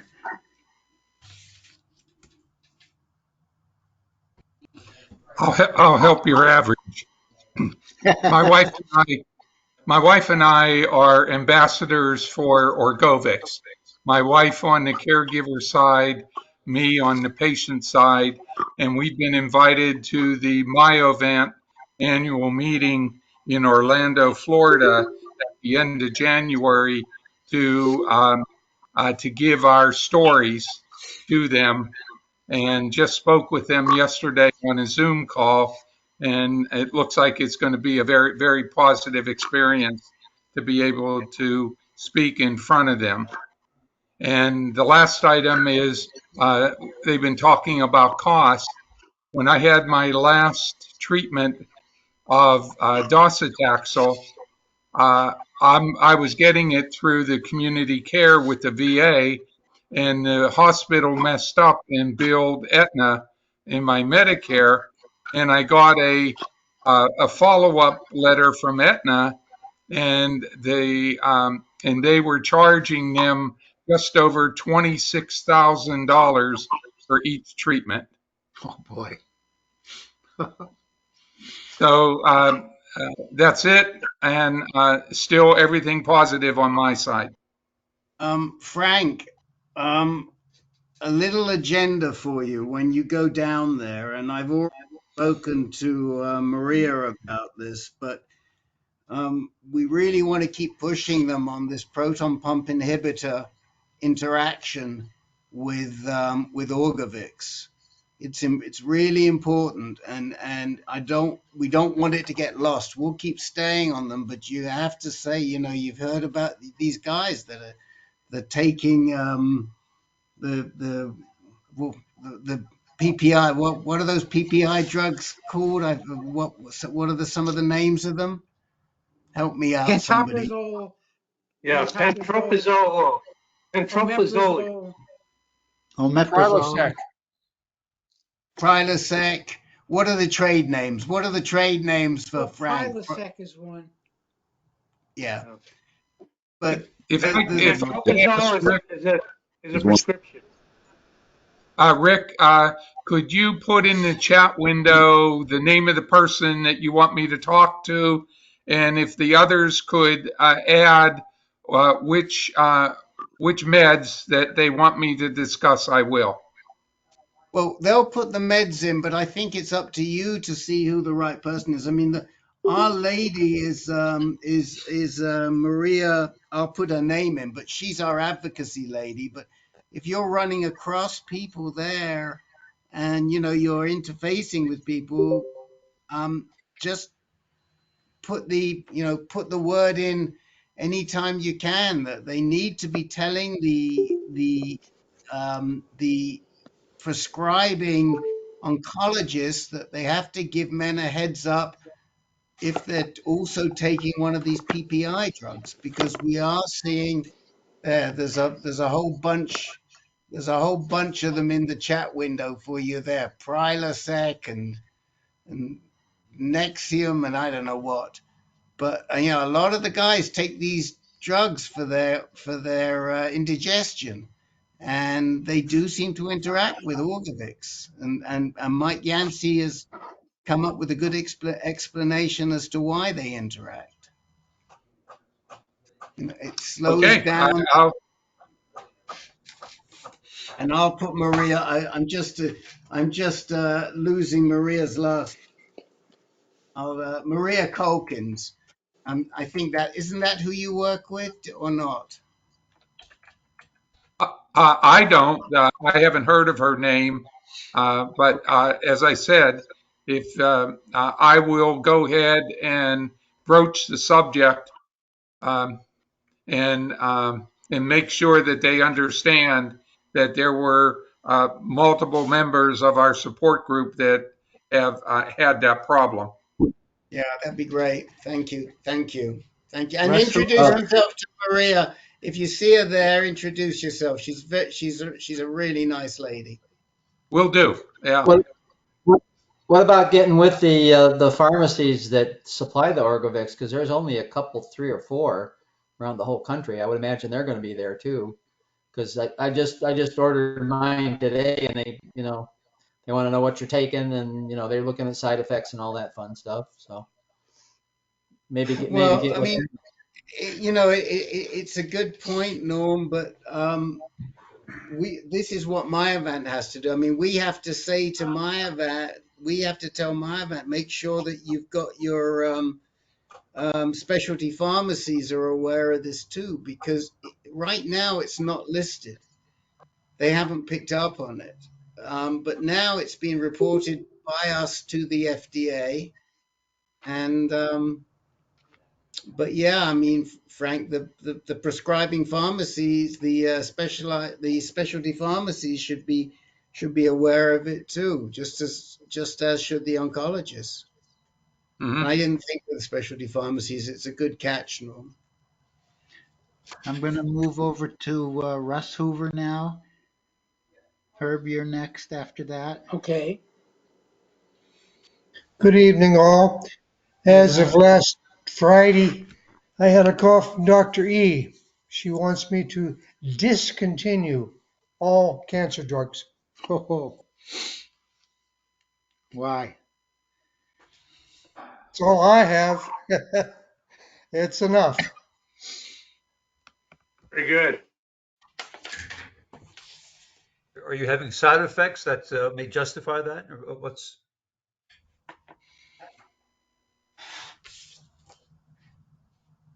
Russ, are you still with us, Russ? Yes. Oh, I get the guys are asking why. Why did she do this? She just felt that my PSA numbers have always been under 1 for the last 2.5 years. She got me off of Lupron and enzalutamide and on to Orgovix and Nubeca, and I was on that for 6 months. And she just said she doesn't see any reason to continue. Okay. That's good news. So we're going to monitor PSA and stuff, every month and see how it goes. Okay, so effectively what's happening is she's putting you on full intermittent therapy because didn't she I'm a little lost. I thought she pulled you she pulled you off of she She pulled you pulled him off off of of enzalutamide, and right. he had And a Lupron. reawakening, just like Awakenings in the movie. Yeah. Uh, but then she left you on monotherapy darolutamide, is that right, Russ? Darolutamide and Orgovix. Okay, She and changed me over. okay, And and this you've been taking both of those since recently, or June, did you stop? since June of this year and last Friday, per our conversation, I'm taking nothing.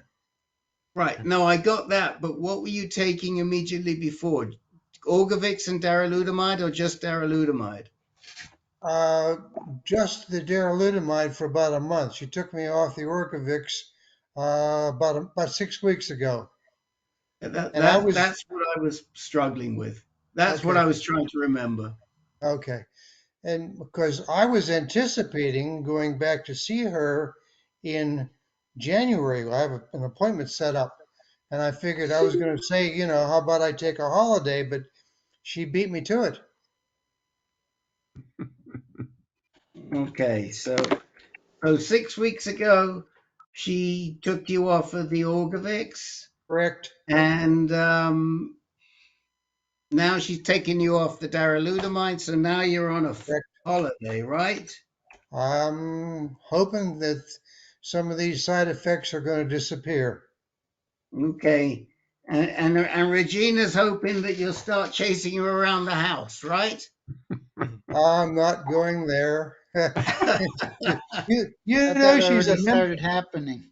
You know she's a member of this group, don't you? I know, I Hey, know, I know, I have a I quick. know. I know you know. I have a quick But question. listen, somebody has to watch over her interests. You think we're only here to help you out? Yeah, We got to watch out for Regina as well. well, she watches out for herself. You know her well enough. Anyway, this thing on with Dr. E coming up, we're going to be on the road. Is it going to be taped? Yes. Good. Yeah, Yeah. we're going to be on the road to Texas, so I won't be What able the to hell is this? get to a meeting. Yeah. Okay, Yeah. Herb, what's going on with, Okay. let's see what's going So, on with Herb. so Hold on guys, 1 second. Hold on 1 second, guys, please. I think Kevin Hess just came in, and I think he might have been looking for the MS group, and that doesn't start till 5:30, and he might have figured it out because he's left. Sorry. If we see somebody breaking in, Dr. John, just check if they're looking for the MS group, please. Very good. Okay, you know, guys, that I've been the saga of pain, Yes. that I've been having constant pain. Basically, every time I get up, every time I move, every time I turn, it was pain. And I've been spending most of my time lying in bed in pain, which it goes away. Frank, could you mute, please? Um, and so I got him. it's pretty terrible. And it's just finally yesterday I emailed my medical oncologist and I said, look, Fatima, this pain is killing me. All I'm doing is in bed, and I'm not. It's not responding. I had spot radiation to my uh, for last Monday that Dr. Collins thought might help. Didn't do anything. Last Thursday I had injections on my hip of lidocaine and steroids. Didn't touch it. I was just every night miserable, all Oh, these day old motherfucking miserable. white man. What the hell going on? And then so So yes, hold on, Hub. Kevin Hess, if you're looking for the multiple sclerosis group, it starts in half an hour in this room. So come on back in half an hour for that group. Sorry, Hub. Go ahead. anyhow, so I mailed my oncologist, told her this was going on, that it wasn't responding to the things I was taking, including, you know, Aleve and other drugs. So now I am now an inpatient at NIH. So she called me in today. She said, "We just got to run this down. We got to figure out what the hell's going on." So this morning I came in here and they gave me Dilaudid. Boy, did I have a wonderful day. I am now, I had a real meal tonight, even though it was a hospital meal, and I'm not in pain. And then they're going to schedule all the tests they need to try to figure this one out. So MRIs and scans, and I'm going to be seen by by a crackerjack palliative care doc.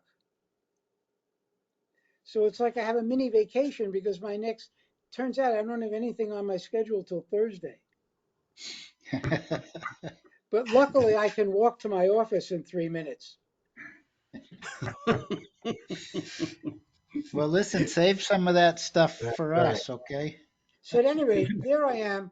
I mean, so we don't know anything yet, but I will say opiates did do the job today. And I guess as long as I'm under medical supervision, I'll feel confident that we're going to get to the bottom of this because it was horrible. So there we are. That's my story. The other half of the story is that my my PSA is sort of inching up. 3 weeks ago it was 1.8. Today it's 1.9. So whether that's a real inching up or noise, they were both done at NIH. Not clear. Wish it were going in the other direction, but it didn't. So I guess more to come next week.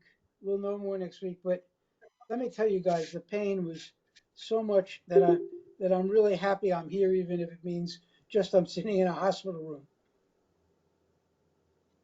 So Herb, And you were saying that the Excellent. previous opioids were causing you GI problems, but the right, Dilaudid didn't help? didn't do anything yet, but they also are putting me under various GI drugs to make sure that I don't have those problems. Right, stool softener, SDS, make sure that things move along. So I think that's part of the supervision I did not have doing it at home, with just Okay, on my own. good. Marty, do you have any comment about this? I thought I Who? saw Marty Weiss. He He I was must got a have with left. comment. us. The only comment I have is that Dilaudid was my good buddy every day for about 8 years until it wasn't anymore. So I know Right. full well the splendor of Dilaudid, but of course it is a temporary solution. But enjoy it while it's there. I'm sure it did what nothing else could. It did. It took the pain away, and it made my whole day, my whole life. I just feel so different today than yesterday. When I Yeah. woke up this morning, you know, I can tell you guys, just to get to the bathroom and back, I would have pain, incredible pain, and that's not great. No. So I guess I'm just going to trust the palliative care guys or docs, and that they'll get me through this, and then that we can figure out what's causing it. Yeah. Because everybody had, all of my doctor friends, and I, as you can imagine, I have many. Each one has their own idea. Any questions? Yeah, I have a question. How was that cheesesteak for dinner? It wasn't the greatest. I've had better Philadelphia cheesesteaks, but the menu is still quite good. Okay. Hey Herb, this is Cal. What round of Pluvicto or have you had so far? 5. Did you have the, I don't know what it's called, where they compared the CT scan Not with your yet. PSMA? Oh, No, no, because yeah, they that just did it on the basis of PSMA avidity. yeah, my PSA dropped by half, but I'm having back and some some hip pain that kind of wakes me up at night. But Really? ibuprofen seems to be working so far, but it's scary, and I wonder whether I need to ask for this the the comparison of the CT and the PSMA scan. Hmm. Well, I don't know that they were. Right now, you're getting Pluvicto, right? Yeah, I've had one treatment. And presumably, they found you were PSMA avid. Very much so. That's when they found that it spread to So I'm abdominal. not sure I would worry about getting the comparison at this point. Okay, thanks. Just follow it along. But Yeah. it's interesting you're getting hip pain because the other part of it is I can relate. My hip pain started in sort of early June, which is not that far after my first Pluvicto. Yeah, that was part of my original diagnosis. Pain was right hip pain. I know I've got a lot of lesions in the pelvic cup, so that that's probably where it's all coming from. Right. Any rate, let's hope by next Monday I'll be back home in the chair with some idea with how we're going to deal with this. We're Okay, thinking looking of you. forward to We're it. thinking of you. Joe Murga, are you still with us? Joe is muted. There you go. What do you got, Yeah, Joe? I've been having some ankle swelling, and we can't seem to get a handle on it. I've Well, Joe, consulted with all my physicians. Go ahead. so tell me, ankles. So it's like called pedal edema, right? It's around your ankles. So I mean, you generally, what does it go away at night when you're in bed? It's better in the morning because I keep my feet elevated at night. Right. What do you What on are now, you Joe? take? What drugs? What drugs are you taking? Just Casodex. Hmm. They could try a diuretic. I've been using that. It doesn't seem to make a difference. And is it I've bothersome or just is it affecting your life or is it just annoying? well, it's annoying, but it's painful, and Huh. you know, Okay. go ahead. No, but if How it's are you on any blood pressure meds, Joe? Yes, Losartan. Losartan? Yes. Okay, not a big culprit. Sorry, Herb, were you saying something? No, I was going to ask the same question. Yeah, I thought maybe we catch him on a calcium channel blocker or Right, something. exactly. I mean, I'm on amlodipine, which will do it. I'm I having was on problems. gabapentin, and my neurologist, I got a new neurologist, and she said, discontinue that. I've been off it for about a month, hasn't made a difference. Jim Barnes, did you have something you wanted to say? Yeah, I was just gonna pipe up. I've had swollen ankles since a number of chemo treatments. Probably 5 or 6. And I've been dealing with them even though I haven't had a chemo treatment for 7 weeks or so. But I have Lasix, which I guess is diuretic, right? Makes you pee Yep. all the time to Yes. get water out of your body. Yep. Yep. And but I also had a problem several years ago with congestive heart failure. I had a bout of cardiomyopathy, which one of the symptoms of that is swollen ankles.